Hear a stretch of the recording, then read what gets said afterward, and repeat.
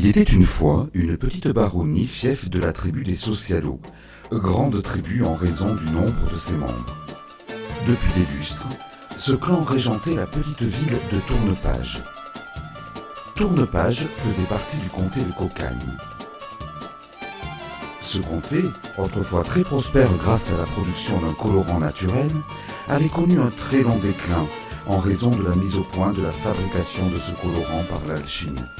Et pendant toute cette période, Tournepage était restée une toute petite baronnie parmi tant d'autres.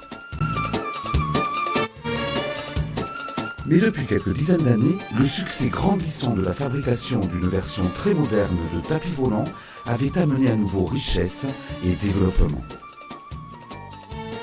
De sorte que nombre de nouvelles personnes affluaient de tous les coins du royaume, et même des pays étrangers.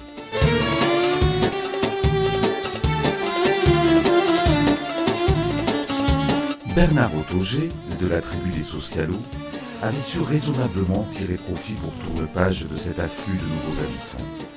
Et le développement de la baronnie s'était effectué dans des conditions acceptées par tous. Pendant des dizaines d'années, Bernard Autogé avait veillé au bien-être des sujets de la baronnie. Et beaucoup de ses habitants lui savaient gré de sa conduite, même si celle-ci n'était pas en tout point irréprochable. De sorte qu'il ressortait toujours vainqueur des tournois qui, tous les 6 ans, désignaient le nouveau baron.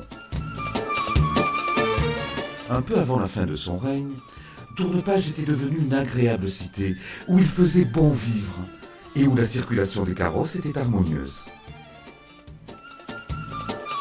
Ainsi, sa population avait été multipliée par 10. Et Bernard Autogé avait acquis le surnom de Bernard le Raisonnable. Tout aurait continué pour le mieux, si les années n'avaient pas fini par peser sur les épaules de Bernard. Car à 75 ans, le baron sentait ses forces lentement l'abandonner.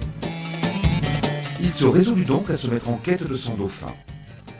Après une longue hésitation, il finit par se décider. Ce serait Claude Mégalo de la tribu. Car pour Bernard le Raisonnable, son successeur ne pouvait qu'être de la tribu des Socialos.